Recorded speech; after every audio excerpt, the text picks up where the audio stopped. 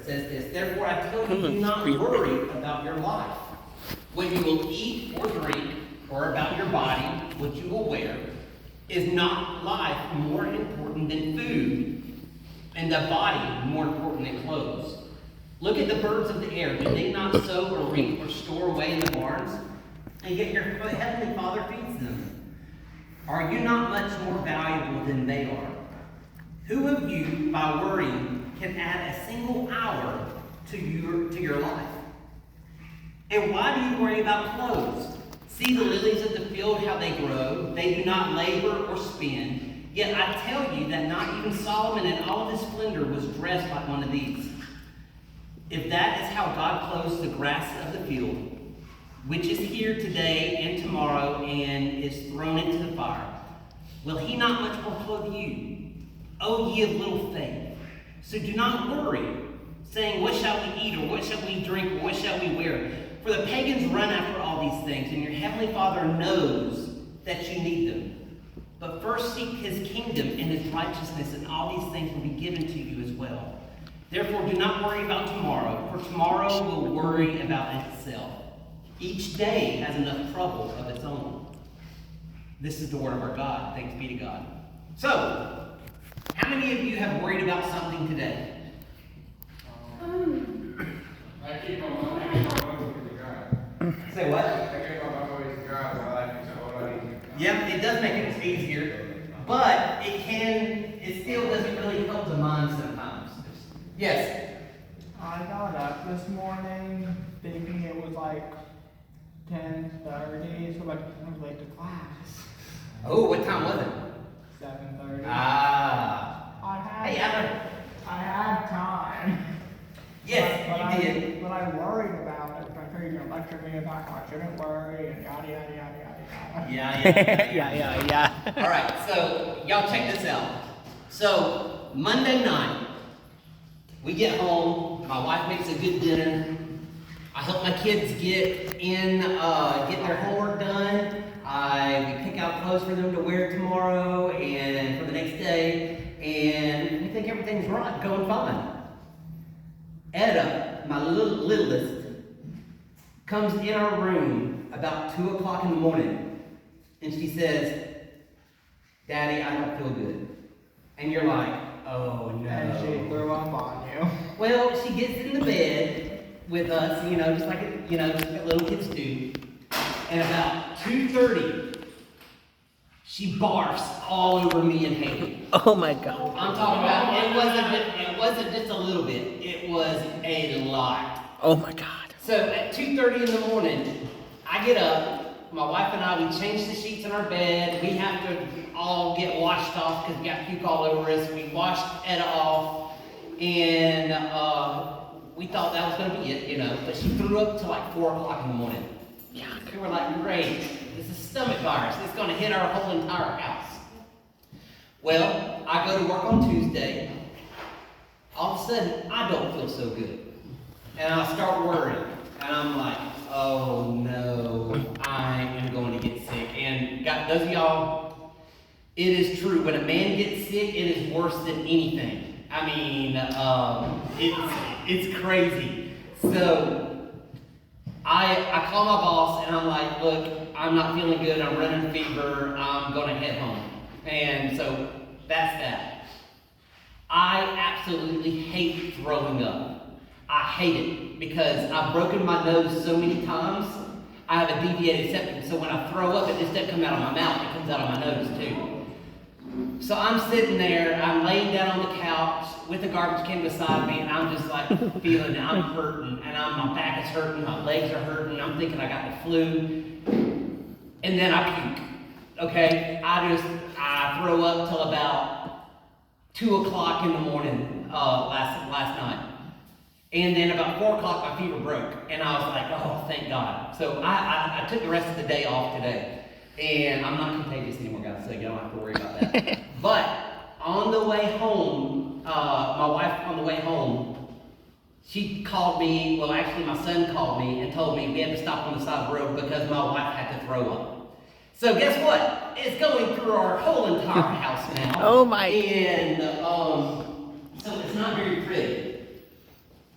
So, I've been reading the Bible for more than 30 years. Yet sometimes I feel like I'm reading it for the very first time. The words of Jesus that we've heard from the gospel today took on a new meaning for me this time. Jesus' wisdom is very simple, but it's also profound. Perhaps this is why the words have lingered for over 2,000 years. You know that? The words of Jesus have lingered for over 2,000 years.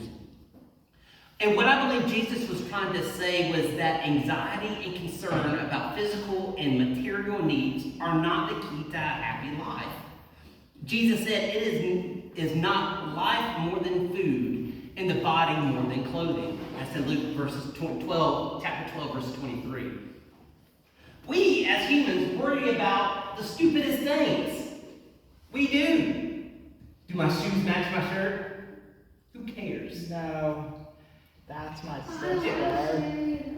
I mean, don't get me wrong. We like to look nice, do we not? We like to smell good. We like to feel good. But I know people who worry about what they're going to be eating the next day. I see people all the time who worry about how their hair looks, what kind of jewelry that they're wearing, all kinds of stupid little things. And I don't mean to call it stupid but in the eyes of God, sometimes we worry about the silliest of things. See, God knows what we need. His shoulders are broad enough to carry our burdens, and He is fully capable for working out our problems and satisfying our needs. We're His children, right? And like good parent, He is going to see to our needs. Now, that doesn't mean that we don't need to work for certain things. You know, we all need $1 million, right? Yeah. It doesn't necessarily mean God's going to... Yeah, probably. But still, it's not like $1 million just going to fall out of the sky. It would be nice, but it's not going to happen. If it did, you'd retire. Well, I wouldn't retire from here. I like this place too much. You see, there are people today who believe that God will save their soul, but they have a hard time believing that God will provide for their needs or resolving the problems or even answering their prayers. They believe in Jesus for salvation, but they have a hard time believing Him for other things. When a challenge or a test comes their way, they're blown over by it. They just don't have the faith stated in the gospel really rallying to their fears and their anxiety. So, how many of you have ever worried about a test that you're going to take? I'll be praying for you.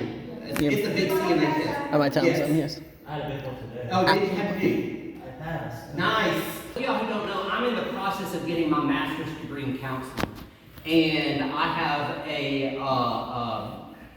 I actually have a test coming up, not this week, but next week. And I actually have a really big paper to write. But, here's the thing. It's not like I'm going to worry about it and not study, right? I'm not going to be like, God, you know what, God, you got me. I know that you're going to help me pass this test. I wish. No, I know, right? God's going to be looking at me like, dude, you're stupid. You should have been studying, you know? God isn't going to come through for us like that. He gives us eyes and ears to listen and to see. And gives us a brain to study for the things that we need, right? So, do we need to worry about some things?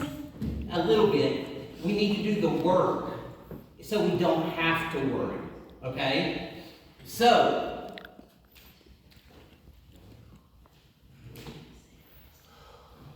there are people, our worrying and anxiety about our needs will not add 1 hour or even 1 minute to our life. In fact, it may just do the opposite. Statistics and studies have shown people who tend to worry and have really bad anxiety tend to die younger, okay? It kind of just eats at us. So, we got to ask ourselves, did all that worrying do us any good? I can think about some of the stuff that I've had to go through just this past month of whether or not I counseled somebody the right way. Did I make a difference? Did I say the right things? Did I do the right things? And it can eat you up. And then the next day you found out you did everything right. And you're like, why did I even worry about it? You know? Greed, envy, and selfishness are the cause of most wars and human conflicts and are rooted in underlying anxiety about material things. Do you know that most wars are fought over greed because they feel like their country doesn't have enough? What about corruption too? Oh yeah, well, corruption is the same thing because they worry that they're not good enough, so therefore they create wars and. I thought there were two different things. But anyway, they're afraid that the other guy will have more than what we think or what we need. So we resolve to get ours first and even hoard more for the future. All right, let's go back to COVID-19, back in 2020. Oh, that sucks. I remember COVID. Yes, No, it was We got 29. off of school at yes. Yeah, I know, that scared me too. No, they have to virtual live. All right, so y'all check this out. Y'all check this out. How many of y'all knew somebody that hoarded toilet paper? I know. the great toilet paper. Say It what? was out at Walmart. Yeah, I know. It was That's just gone at common Walmart. So And the whole entire world. so You wanted those things. people were worried that they could not wipe their own butt, so they bought thousands and thousands of rolls of toilet paper and. We call that ordering. Yeah, that is hoarding, and that is a form of anxiety. Feeling that you're not going to have enough. Where we did that? Hey, Yeah. toilet paper companies got rich. Oh yeah, they did. We did that. We still have, like I'm done now. Oh well, I When we mean, like calm down and over it, we still have. well, the good thing is toilet paper doesn't expire. So, but we go back to these crises that we've seen, and you see people getting scared. Like whenever Georgia thinks it's going to snow, everybody is going to go buy milk and bread, right? That's just the thing that. What's the bread Huh? for? What's the bread for? To make sandwiches, I guess. But no, because bread doesn't really expire. Well, the thing is, that's just what people rush to go buy. So, now let's get to like Christmas time. Oh, You have people lining up at malls, or stores, trying to get the latest gifts for their kids, and it causes like fights and